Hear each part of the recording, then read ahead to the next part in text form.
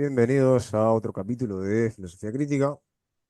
Acá su servidor, como siempre.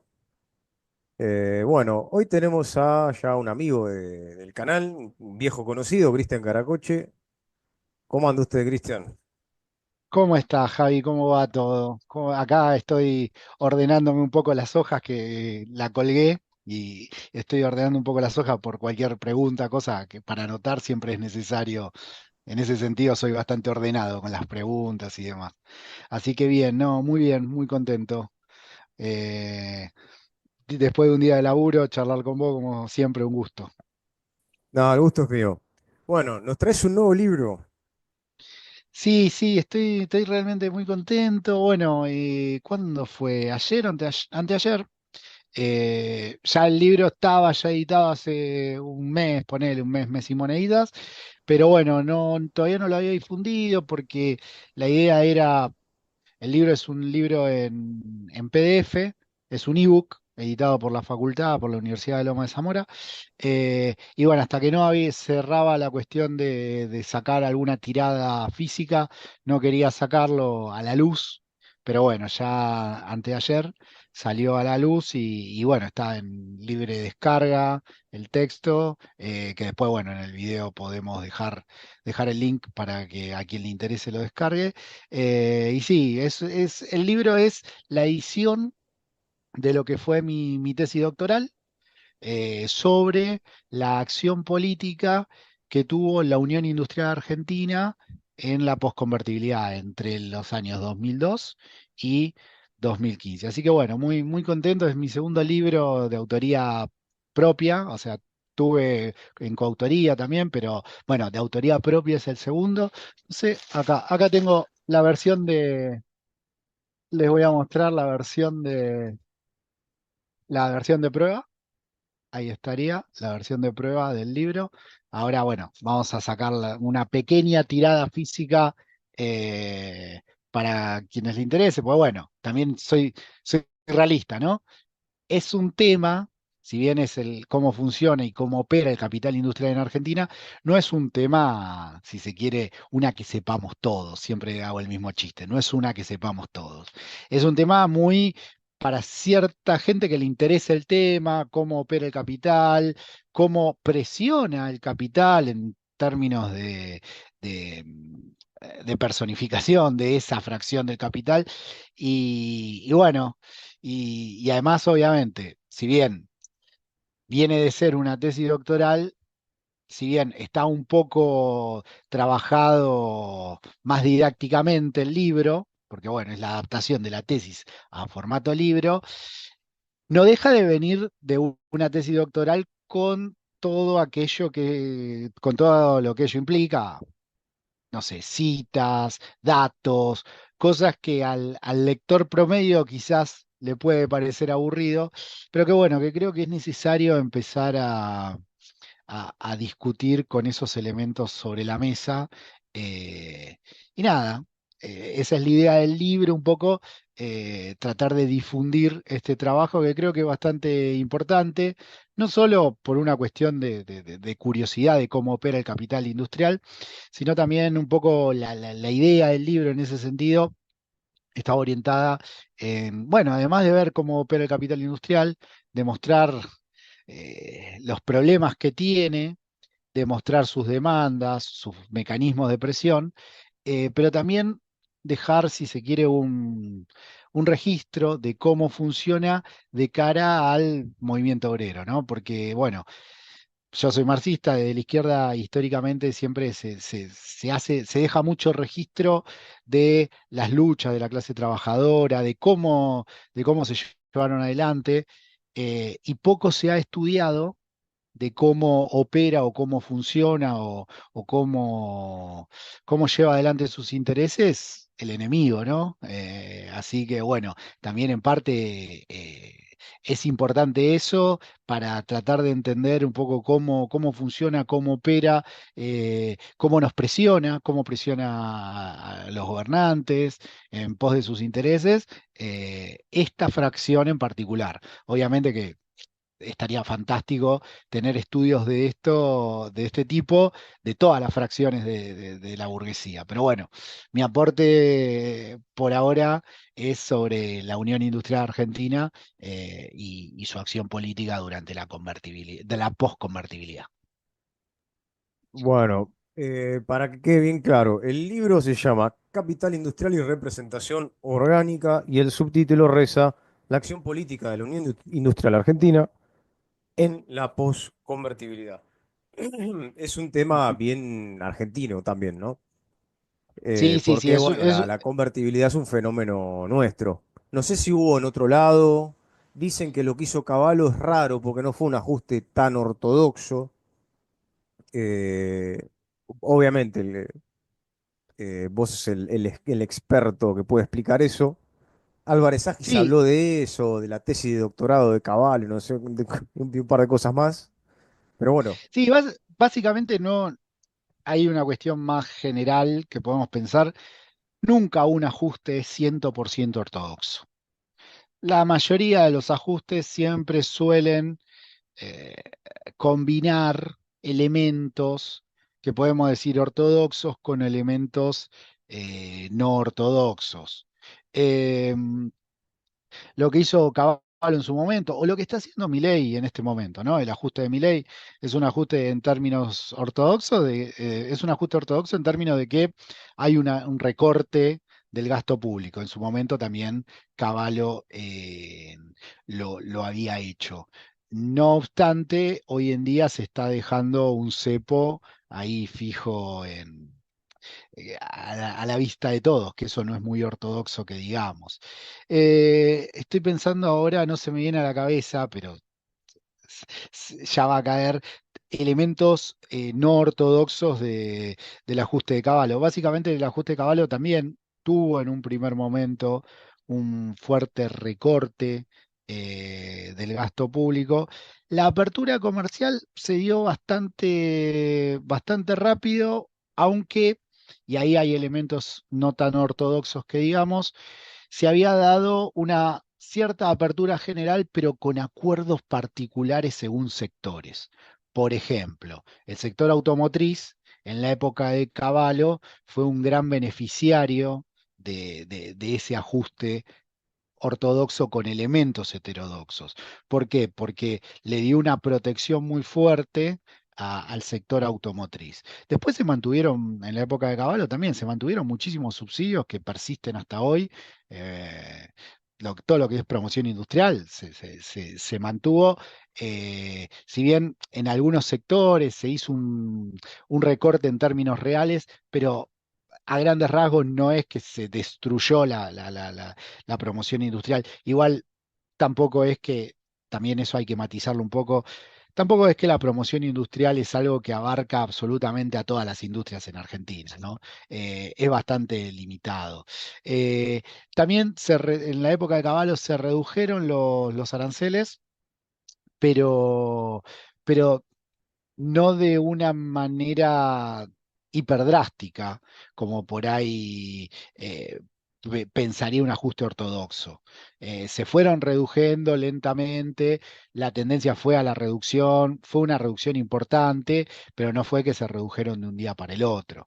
En ese sentido, como digo, no existe el purismo en términos de lo que pensamos el purismo teórico, que como planteaba Milei, voy a llegar y voy a hacer explotar todo desde el día uno. Son bastante pragmáticos porque básicamente para mantenerse en el poder, los gobernantes tienen que meter algo de pragmatismo. Y entonces muchas veces, bueno, los libros los dejan un rato en la biblioteca y se ponen a laburar en pos de mantenerse en el gobierno por un mandato más o menos largo. Así que siempre pasa que los ajustes se mezclan cuestiones ortodoxas con heterodoxas. Podemos también pensar, no sé, el ajuste de Duhalde. El ajuste de Duhalde también tuvo elementos ortodoxos. Básicamente, el recorte del gasto público fue importante, eh, bastante ortodoxo. La liberación del tipo de cambio y que vaya hasta donde tenga que ir fue un elemento bastante ortodoxo, pero también después hubo negociación con sindicatos, negociación con cámaras empresariales, negociación para que se liquiden determinadas existencias en ese momento era soja y trigo. O sea, todos los procesos de ajuste y estabilización, si no usan una parte de la biblioteca ortodoxa y una parte de la biblioteca heterodoxa, están fritos. En ese sentido, pasa en todos los procesos de estabilización. Después habrá que ver si el resultado final termina siendo nada, que le sale bien o que le salga mal, ¿no? Hablamos el de Cavallo y el de Duhalde, que en términos de relanzar la acumulación capitalista le salió bien. Obviamente que siempre todo ajuste tiene consecuencias sociales, nos guste o no, eso es así innecesario. Necesario para la reproducción del capital, ¿no? Porque así funciona el capital. Eh, y hoy en día veremos cómo avanza. Por ahora avanza de manera inestable, como todo ajuste, que avanza de manera inestable. Si uno se pone a ver también estos dos ajustes que hablábamos, el de Cavallo y el de Duhalde, el de Remes, básicamente, también fueron ajustes que avanzaron de manera inestable, de manera a veces contradictoria, a veces avanzaban, a veces daban un par de pasos para atrás. Por eso no debería sorprendernos que esto tenga ese avance contradictorio y que a pesar de eso le salga bien. Vamos a ver dentro de los próximos años si realmente este ajuste alcanza para relanzar esta economía que está estancada hace ya varios años. Yo mientras me hablabas pensaba, ¿no? Bueno, eh, yo traigo todo esto que vos me estás diciendo ahora, al presente, donde como bien señalás, hay un ajuste con un discurso, al menos en lo discursivo, el discurso es eh, de la escuela austríaca, es, entre comillas, mal llamado para mí, ortodoxo, etcétera. En la praxis, bueno, el gobierno dice que baja los impuestos, por ejemplo, pero en realidad impuestos como el IVA, que ya que hablamos de Caballo, bueno, el IVA le pone Caballo, no lo saca, lo aumenta, el impuesto al monotributo, lo aumenta, los únicos impuestos que sacó fue para beneficiar al sector más capitalista, más concentrado de nuestra sociedad.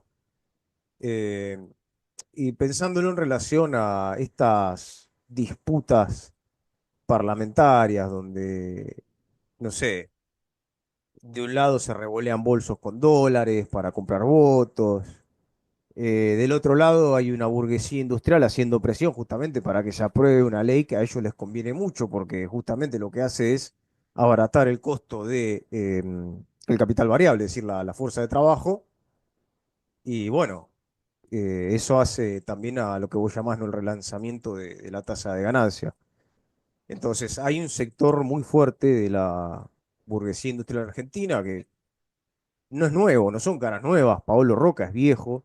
Vos en este libro nuevo hablás de Roca al comienzo, ¿no? Las declaraciones que hacía en Y, torno a la salida de la convertibilidad y la palabra devaluación, que era mala palabra. dato, dato importante, esa declaración no la hizo Paolo, sino que la hizo Claro. su padre, Roberto.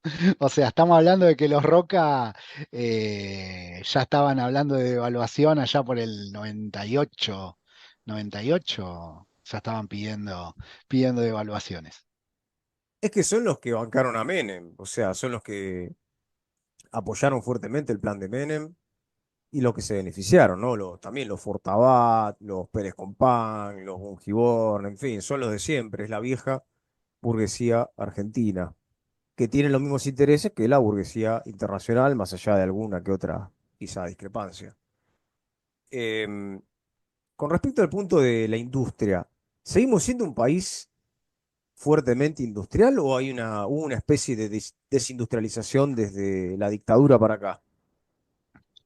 No, básicamente, bueno, desde la dictadura para acá, la mayoría de países que se denominaban industriales han ido perdiendo eh, porcentaje de industria dentro de su PBI. Eso pasó en todos lados. En Argentina, bueno, Argentina no estuvo exento de ese fenómeno. Y se da como contracara que hay como dos grandes procesos.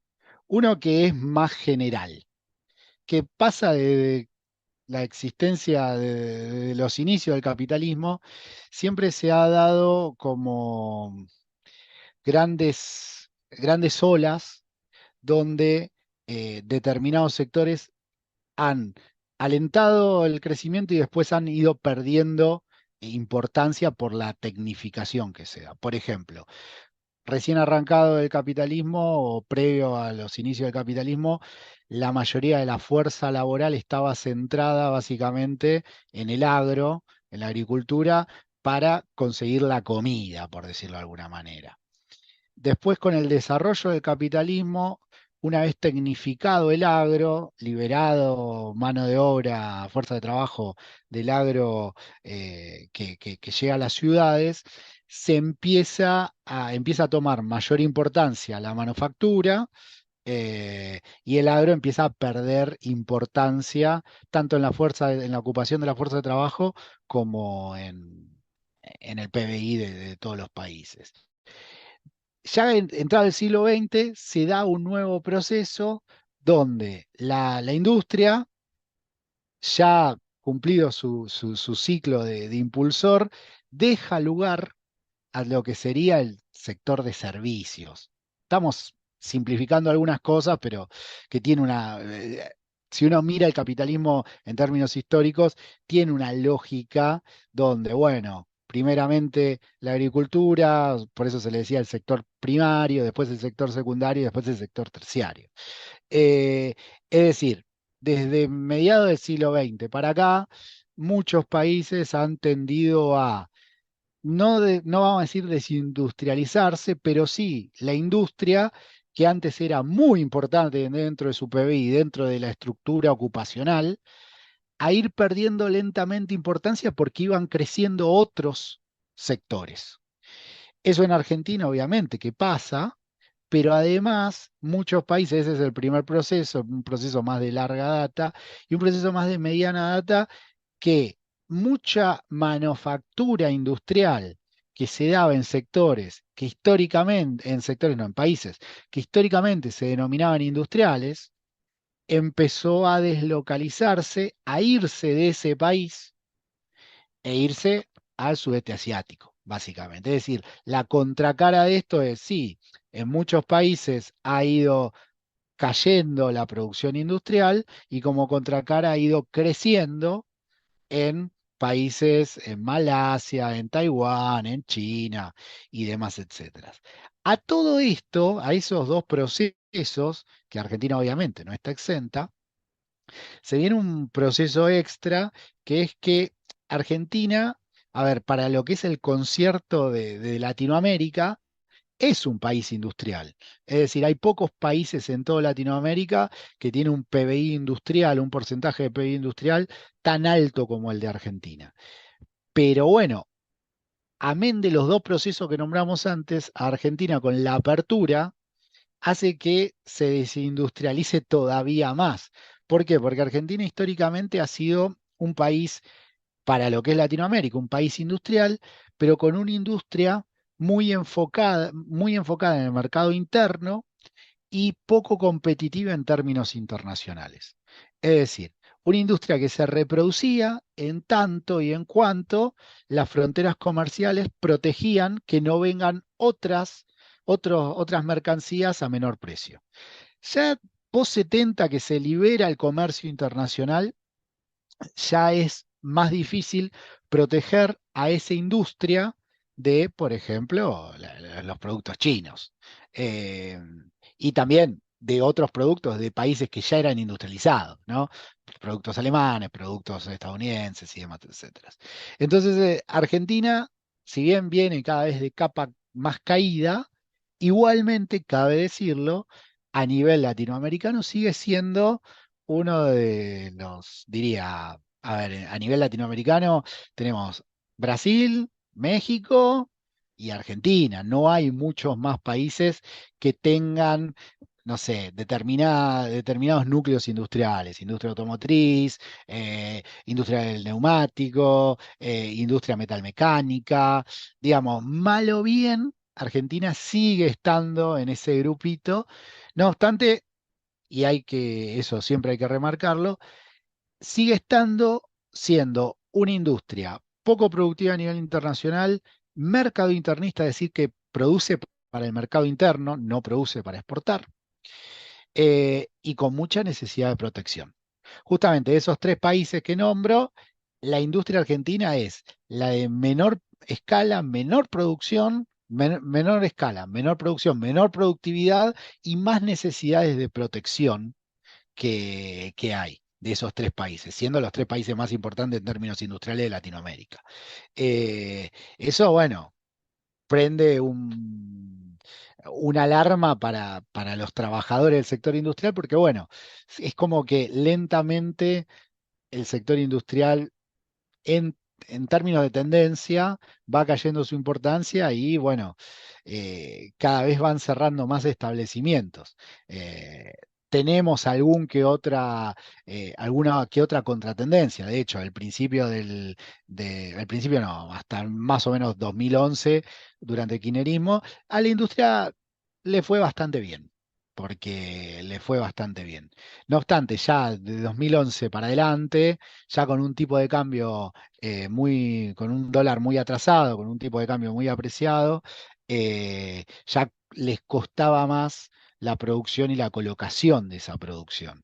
Pero en términos generales, tenemos eso, tenemos una industria que es poco productiva, que requiere mucha protección, y que esa protección, bueno, por momentos cuesta todavía más cuando hay un tipo de cambio atrasado. Por ejemplo, el que tenemos ahora, ¿no? O el que teníamos en los 90. En esos momentos, obviamente, al industrial local se le complica un montón vender porque llega todo de afuera mucho más barato. Entonces, en ese sentido, los industriales tienen muchos problemas, sobre todo cuando hay modelos de país, por decirlo de alguna manera, donde además de haber apertura o haber una tendencia hacia la apertura, como lo que pasó en los 90 o lo que está pasando ahora, además hay un tipo de cambio bajo en términos reales. ¿Por qué? Porque eso permite que venga cualquier cosa de afuera a un precio mucho más barato que el que se consigue acá. Y entonces se dan procesos importantes de caída de los capitales menos productivos, se empiezan a cerrar, empiezan a quebrar o empiezan a achicarse. No obstante, y ahí es importante lo que uno ve al estudiar a la Unión Industrial como representante orgánico de toda la fracción del capital industrial, es que no siempre el capital industrial sale a putear abiertamente a cualquier gobierno que haga esto. ¿Por qué? Porque muchas veces también se da la situación donde el capital industrial, además de ser capital industrial, es capital a secas y muchas veces no ve tan mal o necesita, vamos a decirlo de esta manera, necesita algún gobierno que de una u otra manera genere algún tipo de estabilización. Y muchas veces estos planes de estabilización implican necesariamente un tipo de cambio bajo, y alguna que otra apertura comercial. Entonces, bueno, los industriales están en un problema. ¿Por qué? Porque si putean mucho a este gobierno, eh, pueden estar puteando a la carta que le dé cierta estabilidad para acumular capital en un futuro. Y además pueden estar puteando al gobierno que discipline a la clase trabajadora, quizás, pero a la vez, con esta disposición no es la disposición ideal que podría soñar cualquier empresario industrial. Digamos, cualquier empresario industrial soñaría con eh, una, una industria con aranceles altos, aranceles externos altos y moneda recontra devaluada. Entonces, claro, no entra absolutamente nada de afuera y acá cazan en el zoológico o pescan en la pecera. Pero bueno, ahora la tienen bastante difícil en términos particulares de su fracción de clase. ¿Por qué? Porque tienen tipo de cambio sobrevaluado, es decir, un peso fuerte, un dólar barato, y a su vez tienen reducción de aranceles comerciales. Y entonces eso le genera una muy importante, una muy importante competencia, y se da que muchas empresas se están de una u otra manera reconvirtiendo de productoras a importadoras.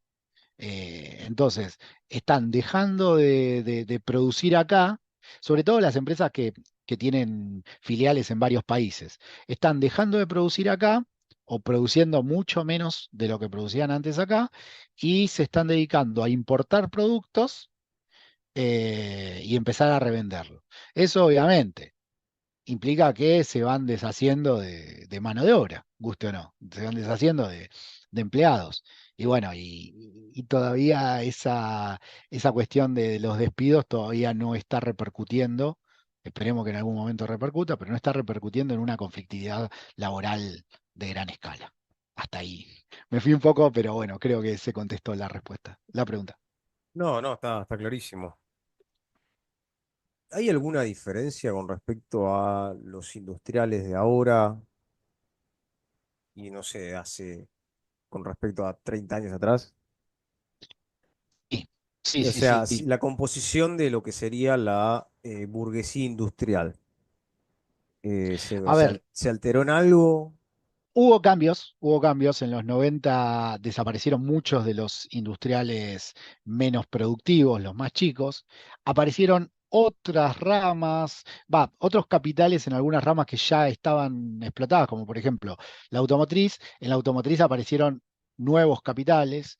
Eh, Después, eh, a ver, se ha dado, históricamente siempre hubo como dos grandes polos dentro de lo que es el sector industrial.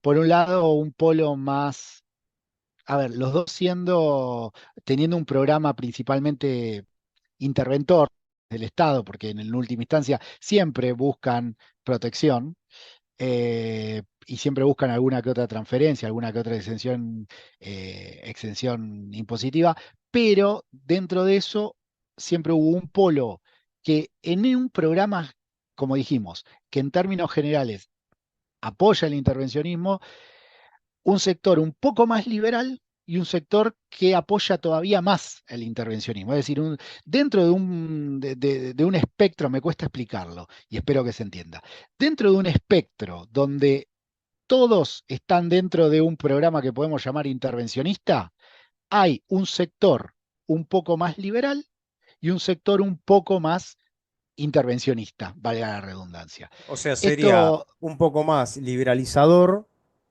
o sea, no a los impuestos o a los aranceles y demás, y un sector más conservador, más proteccionista de la industria, etcétera, ¿no? sí, pero Más o a menos. ver, ninguno de los dos Pero dentro deja, del mismo proteccionismo. claro, dentro de un programa que a grandes rasgos plantea necesidad de protección, necesidad de transferencias. Es decir, sería como decir, y bueno, tenés a la libertad avanza y a cambiemos. ¿Se entiende? A ver, los dos tienen, podemos decir, son de derecha, pero uno es un poco más de derecha que el otro. En la Unión Industrial siempre Exacto. convivieron esas dos corrientes, que una encabezada por dos movimientos, que uno se llama el MIN, Movimiento Industrial Nacional, y otro el MIA, el Movimiento Industrial Argentino. Y atrás de esos dos movimientos muchas veces se cruzaban, pero a grandes rasgos uno encontraba grandes referentes del MIA, que es la parte más liberal, todo lo que es la agroindustria, sectores petroleros, todos los capitales un poco más concentrados, que no requieren tanta protección, y si bien la piden, pero no la requieren para su supervivencia. eh, Tanta protección, y del otro lado están los metalmecánicos, o sea, las industrias más pymes, la industria del juguete, la industria del cuero, que son los que su supervivencia como fracción de clase depende del proteccionismo y depende de las transferencias. Entonces, bueno, siempre dentro de la industria se dan esos debates. No obstante, al menos los periodos que estudié yo de la Unión Industrial, que son, este libro es de la postconvertibilidad, pero también estoy estudiando ahora lo que es la convertibilidad. Nunca estos dos grandes sectores expresan cosas totalmente, radicalmente distintas. Siempre dentro de un mismo espectro expresan sus matices, sus diferencias. A veces que se expresan más, a veces que se expresan menos, pero bueno, hay que entender también que el sector industrial es un sector que no existe. Uno dice el sector industrial como una cuestión general. Hay muchos sectores industriales, por decirlo de alguna manera. No es lo mismo Arcor, una de las mayores multinacionales de golosinas, que es parte del sector industrial argentino, que el tallercito que tengo acá a 5 cuadras, que fabrican chapitas para atornillar en la pared, ¿no? Es decir, en ese sector industrial conviven sectores que son muy dispares. Por ejemplo, convive Arcor con pequeños tallercitos, convive Techint con empresas que hacen alimento balanceado para perro y que tienen 15 laburantes. Convive Aluar con un autopartista que hace espejitos para un determinado auto y tienen 25 trabajadores. Es decir, es un sector que es heterogéneo, pero que en su mayoría, sacando el sector agroindustrial y sacando algunos elementos particulares de otros sectores, como dije, Techint, Aluar, algunos capitales individuales particulares, el resto, la enorme mayoría de la industria, es una industria que requiere protección y requiere transferencias, porque si no, no sobrevive como capital ante la competencia internacional. Es un capital que sin esa ayuda de la protección y sin esa ayuda de algunas transferencias, yo siempre digo, el sector industrial es principalmente protegido y secundariamente subsidiado. Como que un poco está la fábula de que es un sector 100% subsidiado. Es bastante discutible esa hipótesis, sobre todo porque no, digamos, uno cuando empieza a calcular cuáles son las transferencias efectivas que recibe y las empieza a contar, se da cuenta que son importantes, sí, pero lo importante en realidad de fondo no son los subsidios, sino la protección. Y cuando no reciben protección, sea por aranceles, o sea por licencias no automáticas, por cuotas que no se permite, barreras no arancelarias, ahí es donde el sector industrial termina explotando. O sea, sería como una especie de lucha, pero intraclase. O sea, dentro o en el seno de la burguesía y dentro incluso de un sector de la burguesía que es la burguesía industrial, ¿no? No estamos Es que hablando del sí, sector agropecuario, por ejemplo. no, incluso se dan disputas entre el mismo sector industrial, la agroindustria, por ejemplo, y la industria de ADIMRA, que son metalmecánicos, o el juguete, o los curtidores. ¿Por qué? Porque muchas veces se pide abiertamente de ciertos sectores, de ciertas ramas del sector industrial, que se prohíban las importaciones, vamos a decir, de China. ¿Y qué es lo que pasa? Ponele, vamos a ponerlo en estos términos. Ahora no me acuerdo en qué momento pasó, pero pasaron situaciones así, al menos en estos 30 años que estoy estudiando yo, donde industria del juguete pide que no se permita entrar juguete de, ponele, China. Y a su vez, eh, la industria del agro, o sea, alimentación, pide que se permitan entrar juguetes chinos por temor a la represalia de que China no les compre barrita de cereal, por ejemplo. ¿Se entiende? Hay conflictos interindustriales que por eso siempre, a ver, ¿dónde hubo acuerdo? Eh, no había acuerdo, por ejemplo, con los aranceles específicos y las barreras pararancelarias, pero sí hubo acuerdo durante el kirchnerismo con el tipo de cambio competitivo. ¿Por qué? Porque el tipo de cambio competitivo les servía a todas las empresas. No importa que sean agroindustriales, no importa que sean del juguete, porque a lo sumo las agroindustriales el tipo de cambio competitivo le daba más pesos por dólar que exportaban, pero las que no exportaban, las que eran mercado internistas, el tipo de cambio competitivo les generaba que el producto que venía afuera, el juguete que venía afuera, llegue caro y no lo pueda comprar nadie. Entonces tenías que comprar la ruleta de Ruibal, ¿se entiende? Entonces ahí había un acuerdo general. Ahora, tenían disputas, por ejemplo, cuando se planteaba, hay que ponerle una barrera no arancelaria a todas las cosas que vienen de China. Y había sectores que te decían, no, no quiero eso porque si no después no me van a comprar a mí la barrita de cereal los chinos. Eh, Se dan esas disputas intra sector, que son disputas interburguesas en última instancia. Y que muchas veces, esto es re loco, muchas veces los mismos burgueses terminan usando a sus mismos trabajadores como mecanismos de presión.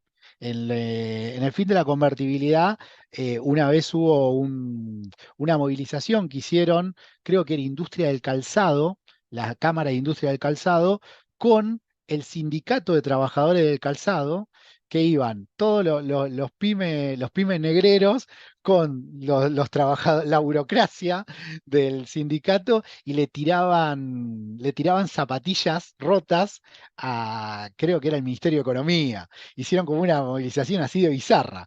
Pero bueno, se dan esas cosas, ¿viste? Es un sector que es muy interesante para estudiar, es muy hasta te diría divertido. A mí me divierte mucho. No es lo que yo quiero investigar el resto de mi vida, porque quizás me interesa más estudiar cuestiones más generales, no tan específicas de una fracción, pero creo que hay que estudiarlas a las fracciones, ¿viste? Porque es cómo funciona en términos micro una clase que, guste o no, yo siendo marxista, es mi enemiga. Y tengo que entender cómo funciona. A mí también me sirvió en términos particulares porque yo laburo con algunos compañeros que manejan sindicalmente, manejan algunos sindicatos. Entonces también me sirve a mí entender cómo funciona la industria, cómo funcionan los sectores donde trabajo.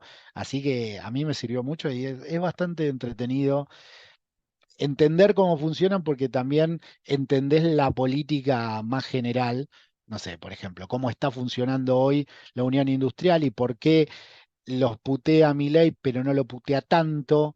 Creo que es bastante interesante y hay que estudiarlos, guste o no. Bueno, Milei dijo, yo estoy gobernando para llenarle los bolsillos a ustedes. Fue a la Unión Industrial a decir eso, lo dijo. Sí, Eh, sí, sí. Y en guste o no, parte, dale, dale, perdón. también es el otro costado de tu libro, la representación sindical. Sí, sí, ahí, a ver, y ahí es donde a los industriales particularmente se les da una contradicción importante. ¿Por qué? Porque en términos específicos, en términos puntuales, la apertura y el tipo de cambio sobrevaluado a la industria no le sirve. No obstante, la apertura y el tipo de cambio sobrevaluado lo está implementando un gobierno que hace cosas en términos más generales que a los industriales les sirve, como por ejemplo disciplinar a la clase trabajadora, como por ejemplo brindar cierta estabilidad al ámbito de acumulación para que la burguesía como clase pueda hacer sus negocios. Entonces, ahí se agarra una contradicción importante entre aquel industrial que mal o bien la está piloteando la situación particular de competencia internacional por la apertura y el tipo de cambio sobrevaluado, y dice, che, yo esta situación me la banco, y encima si me la banco, quizá dentro de 2 años puedo echar a todos los delegados, quizá dentro de 2 años tengo estabilidad y puedo planificar negocio, y entonces dice, no, vamos a bancarlo a mi ley. Y después tenés otros industriales que le están entrando las cosas de China y te dice, che, si esto sigue 2 años más, yo quizá puedo echar a los delegados. pero yo me fundo antes. Y entonces se da esa situación, ese debate interno que siempre lo tuvo la Unión Industrial. Es un debate que siempre lo tuvo la Unión Industrial entre aquellos que pueden sopesar los problemas de la apertura con tal de recibir otros beneficios, en este caso estoy ejemplificando con estabilidad y disciplinamiento de la clase trabajadora, con los que necesitan, por decirlo de alguna manera, tener protección porque si no, no pagan la quincena el próximo mes. Entonces, está esa situación y, y a ver, y es verdad, Milei está trabajando para que ellos se llenen los bolsillos, pero está trabajando para que el capital como clase. En el medio, bueno, hay fracciones del capital que se benefician más y hay fracciones del capital que se benefician menos.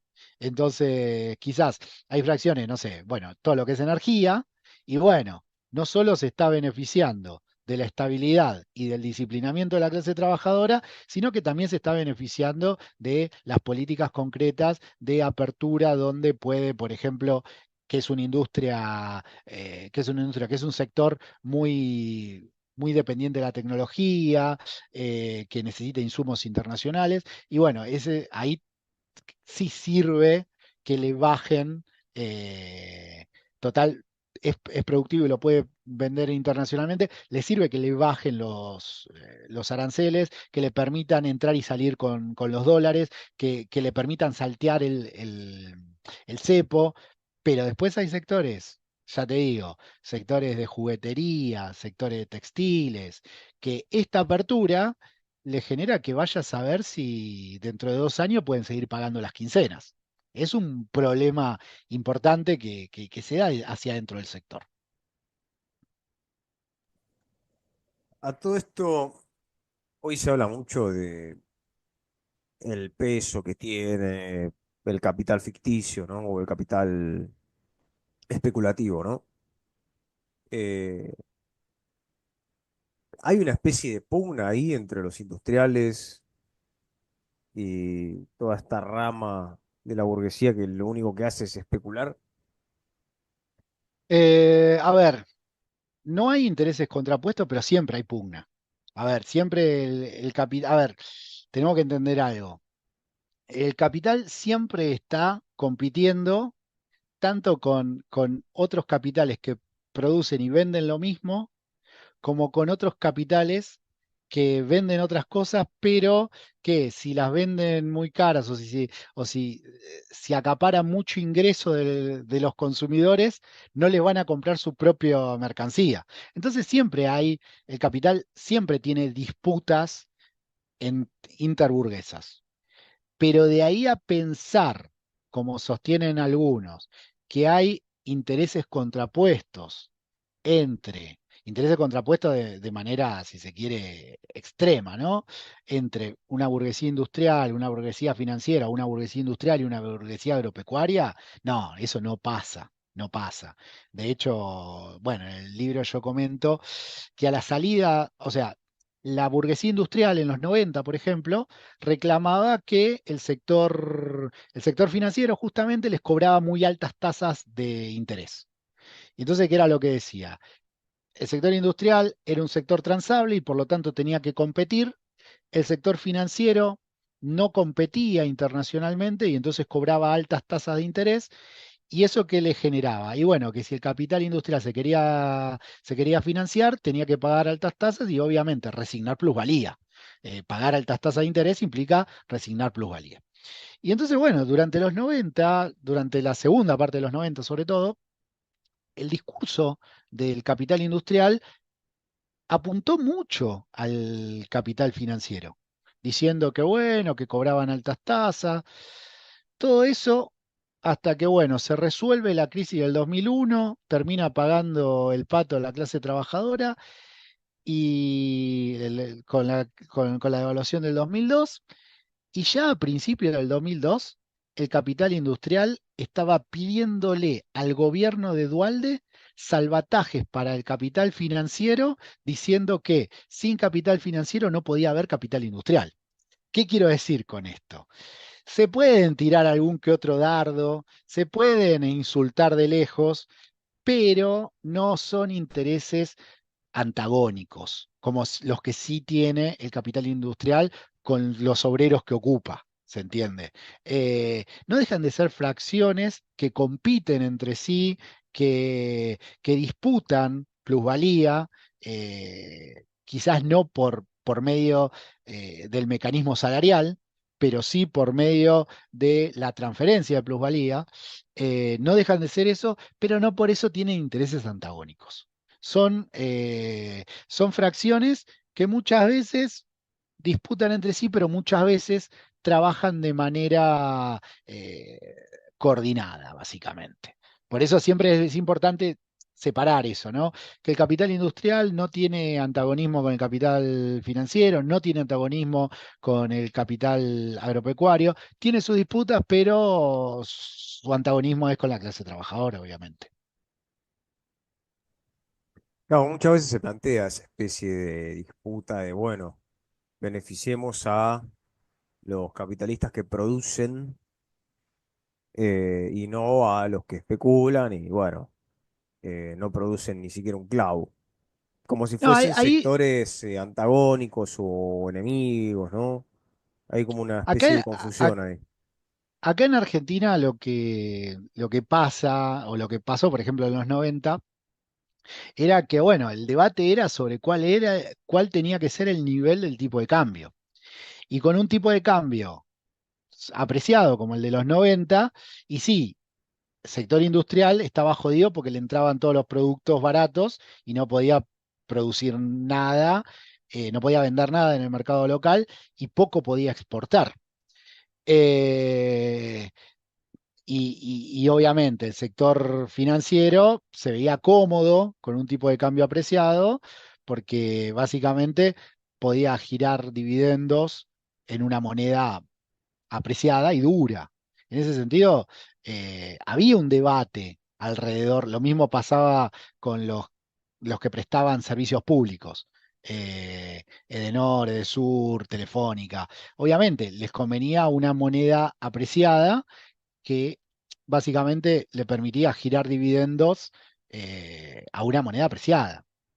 Lo que pasa es que, bueno, esos son debates, si se quiere, momentáneos. Después, cuando explota la crisis del 2001, la clase trabajadora empieza a avanzar con ciertas reivindicaciones, 2002, 2003, 2004, el capital se vuelve a juntar, se vuelve a agrupar y vuelve a entender que su enemigo era la clase trabajadora. Y ahí volvían a salir esas solicitadas diciendo, sin capital financiero no hay capital, no hay producción. Es decir, en ese sentido saben hasta dónde y hasta cuándo se tienen que pelear y después, bueno, se dan cuenta contra quién tienen que pelear, ¿no? Cuando las papas queman. Pero sí, creo que hay que erradicar ese planteo de que la sociedad rural tiene como máximo enemigo a la unión industrial y que la unión industrial tiene como máximo enemigo a la sociedad rural. No, no, no, no es así, no es así para nada. Son capitales que compiten, son capitales que disputan, pero no son representaciones antagónicas, no tienen un antagonismo de clase. Eso creo que hay que dejarlo bien en claro. Es decir, que tienen, a pesar de todo, hay una unidad de clase y hay incluso un programa Totalmente, político. totalmente. Yo a veces pienso lo que está haciendo Milei, eh, la ley ómnibus y demás, como una especie de programa de transición a lo que él quiere y bueno, al sector de la burguesía que más fuertemente lo apoya, es lo que quieren establecer ellos también. Así que bueno, eh, ya como para ir cerrando, porque estás comprometido, Estoy comprometido. ¿cuál sería el balance que vos haces de lo que serían tus dos obras, ¿no? Dualdismo, Uh, kirchnerismo y macrismo, y ahora esta, que es como una especie de continuidad, de continuación, sería como el mismo libro, pero tomo dos.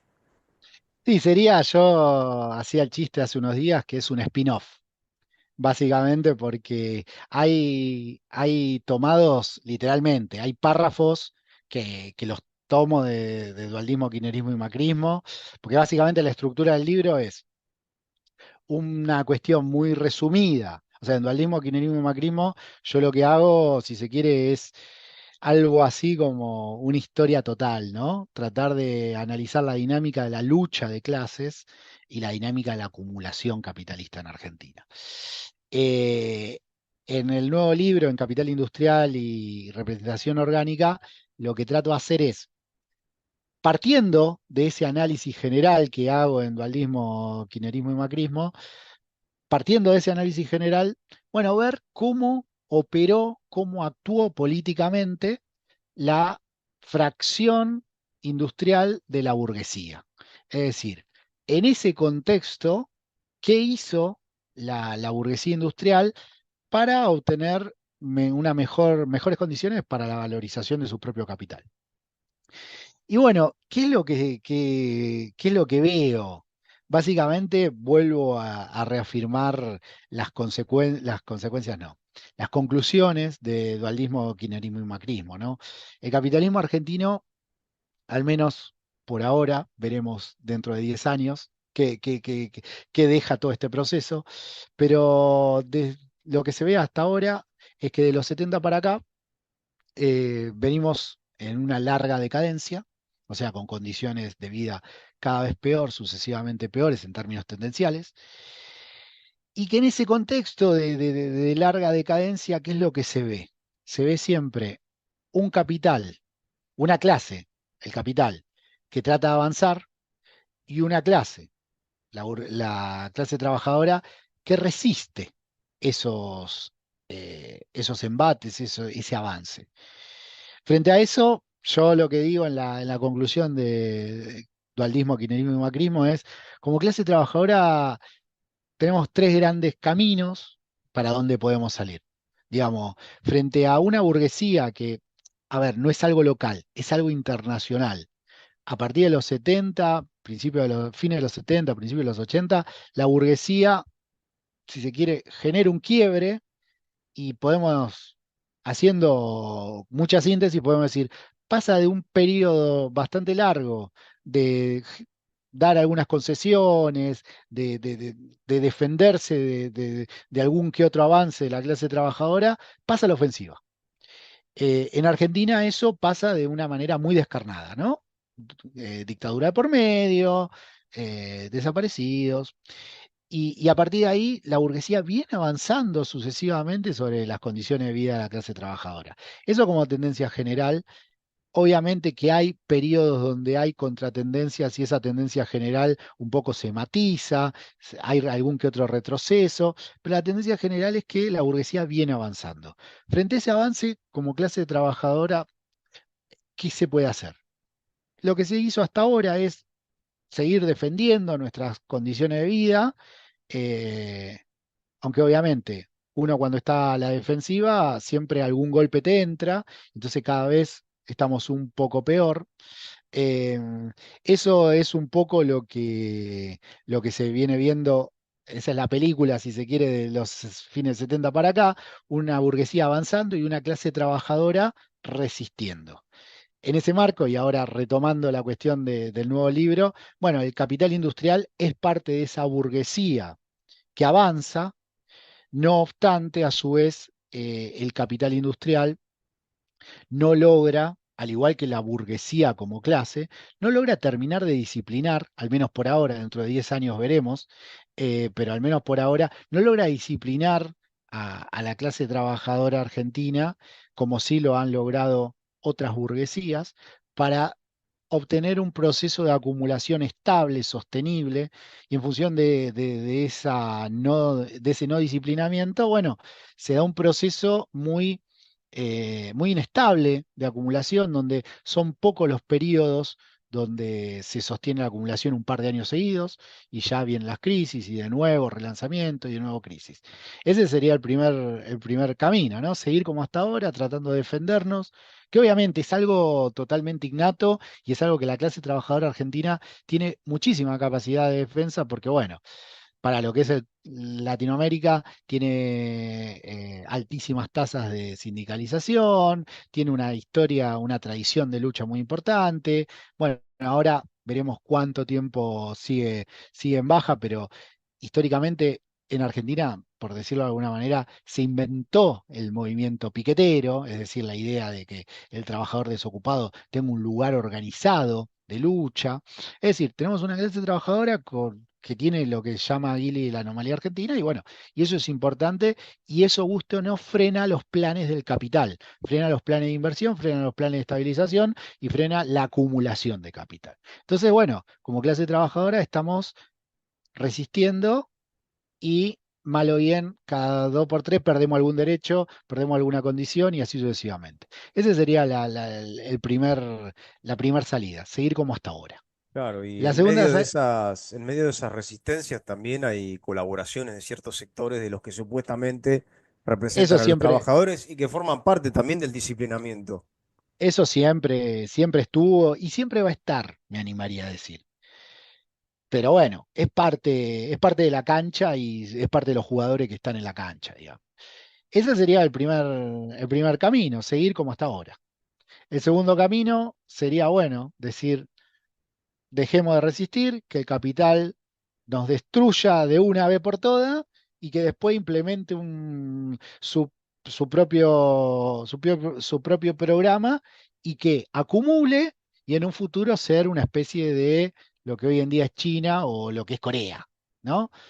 Básicamente, clase trabajadora que se disciplinaron por 30 años, el capital vio una clase trabajadora muy disciplinada, que aceptaba cualquier cosa, fue, invirtió, y a los 30 años después, y bueno, esa inversión genera un rédito en términos de productividad, y ahora algo de esa productividad derrama, vamos a decirlo así. Y entonces las condiciones de vida de China, Corea, vienen mejorando después de 50 años de comer arroz día por medio. Y si no la otra, que es la que obviamente que yo aporto y apoyo, es obviamente como clase trabajadora pasar a la ofensiva, pero bajo un programa propio. Es decir, un programa propio para expropiar los medios de producción. Básicamente lo que se necesita en ese sentido es arrancarle, además de la propiedad de los medios de producción, arrancando la propiedad de los medios de producción, lo que se arranca en última instancia son las decisiones de inversión que tiene la burguesía. Hoy en día la burguesía no invierte. ¿Por qué? Y porque no recibe una rentabilidad acorde a lo que espera y además porque no tiene la estabilidad y la previsibilidad económica, social y política que tienen otros países. Bueno, hay que arrancarle las decisiones de inversión, generar un proceso de inversión de largo plazo, eh, y bueno, y mejorar las condiciones de vida nuestra y de nuestra descendencia. Digamos, yo entiendo que ese tendría que ser el programa de la clase trabajadora, es el programa que yo propongo para la clase trabajadora. Obviamente que esto lo decimos hablando en un podcast, después llevarlo adelante es más que difícil, pero entiendo que si seguimos solamente defendiéndonos como hasta ahora, sin sacar los pies del plato de las relaciones sociales capitalistas, estamos en un problema más que importante. Así que hasta ahí el planteo. El balance, me hiciste una redacción en blanco bastante importante, ¿eh? Bueno, me alegra haber contribuido a eso y bueno, nada, son aportes importantes, ¿no? Porque, como decía Lenin, que ahora lo citan los liberal libertarios, eh, Desastre. eh, sin teoría revolucionaria no hay acción revolucionaria, o como decía el propio Carlos hace como 150 años, eh, de lo que se trata es de transformar el mundo, ¿no? Los filósofos han interpretado el mundo de múltiples formas, de lo que se trata es de transformarlo, pero para transformarlo hay que interpretarlo correctamente, ¿no? Sí, sí, Eh, hay que estudiarlo y saber cómo funciona y a partir de eso, bueno, tratar de cambiarlo. Por eso, nada. Yo creo que, a ver, estos planteos que hago yo intentan aportar en el sentido de que muchos vienen laburando hace mucho tiempo, de estudiar cómo funciona el capital en general y el capital acá en Argentina en particular, y con eso tratar de disputarle en el día a día, obviamente, disputar la disputa cotidiana por las condiciones de laburo, pero también es necesario una disputa política pensando en, bueno, quién toma en última instancia las decisiones de inversión, quién toma las decisiones de producción, quién toma las decisiones de consumo, quién toma las decisiones de distribución. Si no pensamos en ese horizonte, estamos en un problema. Si solo pensamos en disputar las condiciones de trabajo, siempre vamos a seguir barranca abajo. Es un problema muy importante que estamos atravesando como clase trabajadora. Sí, es salir de la encrucijada que se nos presenta actualmente como, bueno, pareciera que no hay otra cosa que esto, ¿no? Es más fácil imaginar, como se ha dicho hasta el hartazgo, ¿no? La frase de Jameson, el fin del mundo que el fin del capitalismo. Es mucho más fácil imaginar eso que repensar la política, repensar, bueno, qué tipo de sociedad queremos construir y demás. Si no se avanza en esa dirección, bueno, vamos a seguir en esta encrucijada donde, bueno, o votás en las elecciones a Pepsi o votás a Coca.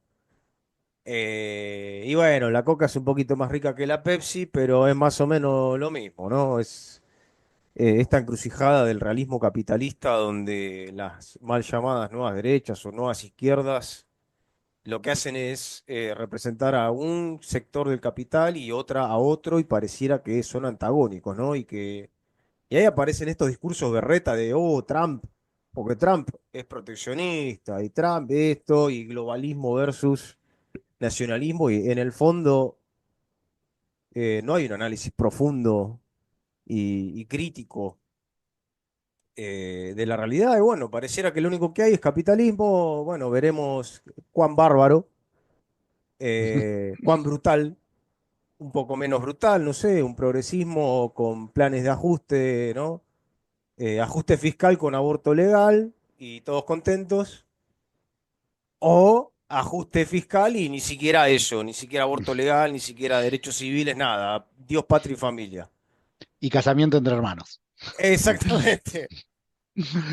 Sí, sí, estamos en ese problema. De hecho, nada, si uno empieza a ver ahora como referentes de la economía, del progresismo, que antes te decían, no, no, no, no, no, no hay que ajustar, eso Mala es palabra. es neoliberal y demás. Ahora te dicen, lo tendríamos que haber hecho nosotros esto. Claro. Es Es, que es el discurso del eh, gobierno anterior, es el discurso actual. Vótennos a nosotros porque está bien, vamos a ajustar, pero no va a ser tan pero drástico. es preferible que lo hagamos nosotros y que no lo haga la Claro, derecha. exactamente. Sí, sí, Nosotros te es lo hacemos con realmente, anestesia. claro, es realmente problemático, pero bueno, Y pareciera que no hay creo salida. que sí, sí.